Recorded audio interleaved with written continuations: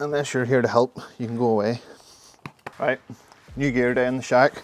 So you can see the Blackstone has finally arrived. So this is a 28-inch griddle. So today we're going to put it together and get the first seasoning done. TJ doesn't go away, we're going to be cooking a dog.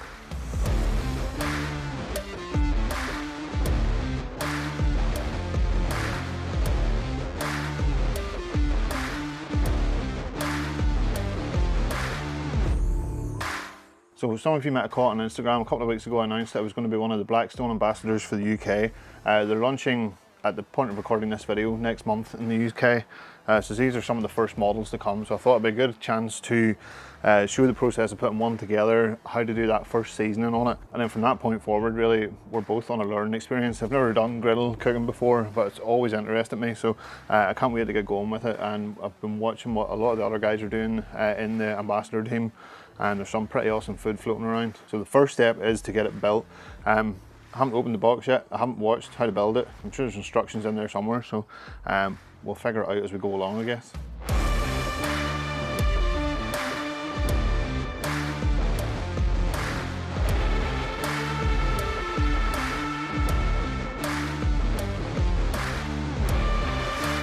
So I'm pleasantly surprised. I expected this thing to be in a million pieces and for there to be loads of nuts and bolts to go together. But all the legs are hinged, everything's ready to go. Happy days.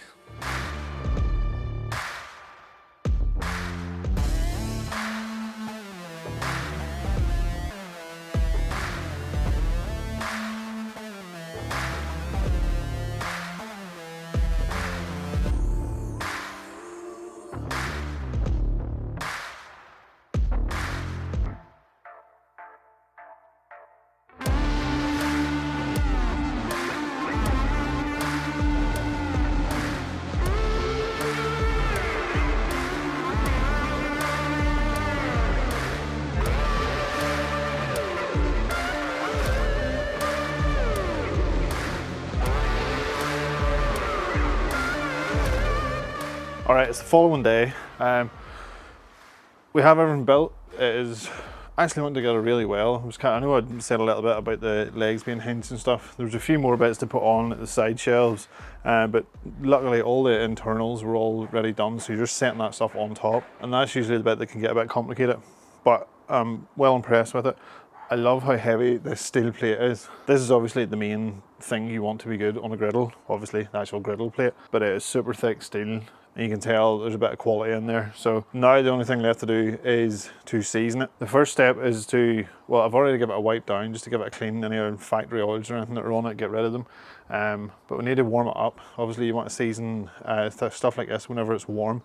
So we'll just go ahead and fire up the burners.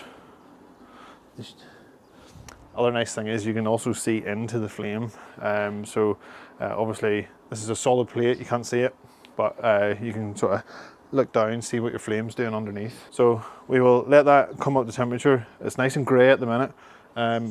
As it warms up, it will start to turn a yellow-brown colour, which is fine. It might not look pretty, but that's what we need it to do. But by the end of the seasoning process, this should all be pretty much black. So once that comes up to temperature, we'll come back and we'll do our first application of oil. While it is coming up to temperature, we could talk about what we're going to use to season it. You have a couple of options. So the option that everybody will have is just a good old oil. Try and use a high temperature oil. This is just a standard vegetable oil. The other option is Blackstone actually have their own product. It just hasn't quite arrived here yet. Obviously they haven't launched at the point of making this video, but it's something similar to what I use for the rest of my cast iron and stuff for seasoning, which is like the Petromax kind of conditioner. This is just like a Vaseline-like material. And you put it on, it's just made from different oils. So it's a little bit easier to apply maybe than what oil would be, but realistically either of them will do the same job. So if you have either of those two, this will do the job perfectly. The only other thing you're going to want then is some kind of cloth or sort of kitchen towel to rub it on. Just don't use any kind of synthetic material that you're going to end up melting onto your griddle. You don't want that. But normal paper towel or a cotton rag will do fine. Right, so our temperatures are up around 250, 260, sort of around the middle of the griddle. Towards the back there's still a little bit cooler, 230, and then right at the front we're about sort of 190, 200. But we're going to go on with our first layer of oil and start to burn it in. I am going to put on my heat resistant gloves because I do not trust myself not to burn myself. I can feel the heat radiating off this now. And I kind of wish I hadn't picked the hottest day of the year to do this. But it is currently like 24, 25 degrees. I'm standing over a hot griddle plate, but I had to get it done. So things are going to get smoky. There's nothing we can do about it. I'm going to go with the oil option. I don't have very much of that left, so I don't want to use the paste. But this is something that everybody has. So we'll put a good drizzle on. It'll start to smoke like crazy.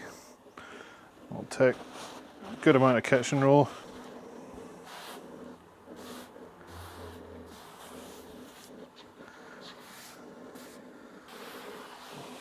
Okay, now we just need to let that smoke away. So once the smoking stops, we'll go on with another light layer, brush it all over and let that set in as well. We'll do this quite a few times, so be patient. So it's been about 10-15 minutes. That layer has finished smoking. Colour hasn't changed an awful lot, it's only layer 1. So we're going to go on now with another layer.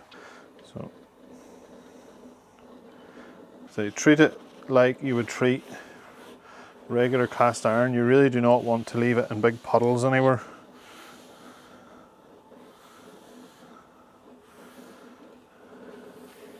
Remember to go around the sides as well.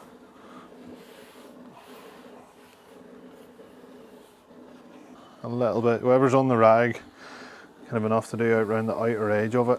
Obviously you never need that to be non-stick, hopefully nothing's sticking to it anyway, but it will help protect it a little bit. Going to go for another smoke fest, let it go, and we're going to keep building up the layers. So once I get to sort of layer 4 or 5, I'll come back and we'll have a look at it, just see how much the colour has changed, and we'll talk through it a little bit more at that point, what you need to do next.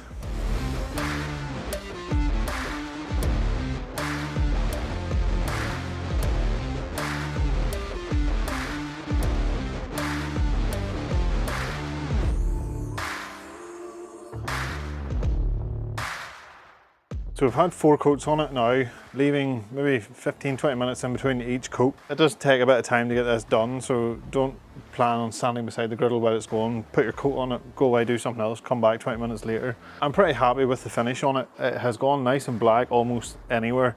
I think through the camera it kind of looks brown, but I think that's just an ISO thing. There are some spots in the corners which haven't been done properly because they're kind of hard to get in there, and they're obviously not going to be the hottest spots on the grill. But as you cook on it more and more and you reapply your oil, those will start to build up anyway, so there's no need to worry about them. Our main cooking area is nice and smooth, and I'm really happy with the finish on it as well. So we're still running here at the minute. It stopped smoking maybe 5 minutes ago, just over it. So I'm going to let it go for another 10 minutes and then shut it down and let it cool down. That's whenever you can really tell how the seasoning is built up on it, because once it cools down, if it's sticky to the touch, you might not have the best finish on it. My main tip would be to try and avoid putting too much oil onto it. Obviously once you put it on at the start, you wipe it all in, it looks kind of wet. But usually I went back over it again to take some of that excess off. So you want it to still have a shine to it, that there's still enough oil on there to form the layer, but you don't want it to be sitting in puddles and bubbles, because those will just turn into tacky messes. So we will do another video then about the upkeep of the griddle. Once I've cooked on it a little bit, I sort of get to know how you clean it down. It's a little bit different to how I treat my cast iron. We will go through that in another video, so keep an eye out on the channel for that. So for now, I'm getting ready to do my first few cooks on it. But I want to know what you guys want to see me cook, or what questions you have about it as well. So maybe we can do a little bit of a Q&A episode. Like I say, I'm part of the group of ambassadors. I'll leave links below to the Blackstone Products UK Instagram page, etc. Go and follow that, and then you can kind of branch out to all the other ambassador guys there. Some of them have already been cooking awesome food.